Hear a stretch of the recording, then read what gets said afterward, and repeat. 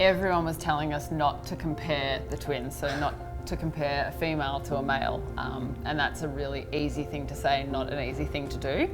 We compare them all the time. We were happy for them to do things in their own way, but probably about 6 months ago it was quite obvious that Miller had a far greater vocabulary and sounds and actions and mimicking and eye contact than what Jacob did. He had nothing.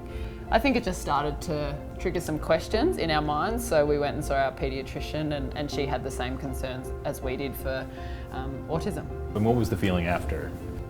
Walking out of there was, I don't even know if we talked on the way home or whatever, but it was like kind of like you, like I said, flick over to mum and dad mode and figure out the best way that we can find him help as soon as possible.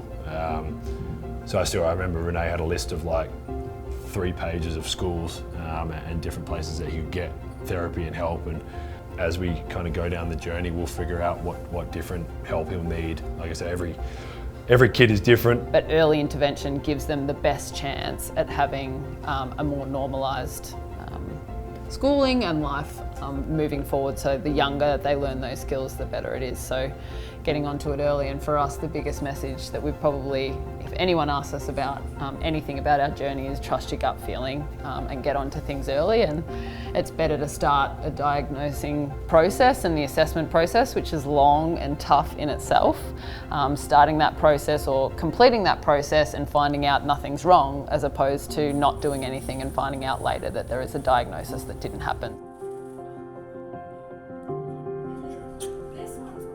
I mean, I guess what has this organization done for you in terms of, you know, helping you through this tough time, first of all? Yeah, they were unreal. Quinn was one of the first people that knew what was going on, or knew the process of kind of what we were doing. And not because I wanted days off or I needed, it was just, there was days that were tough for me to go in at all. There was games and drive into the games that I didn't want to go. I remember calling Renae several times on the way to games, crying on the way, just not wanting to. It was just so, basketball at that point was so irrelevant to me, which seems really like a stupid thing to say because it is my job, and I am very lucky, but it was just so irrelevant at the time.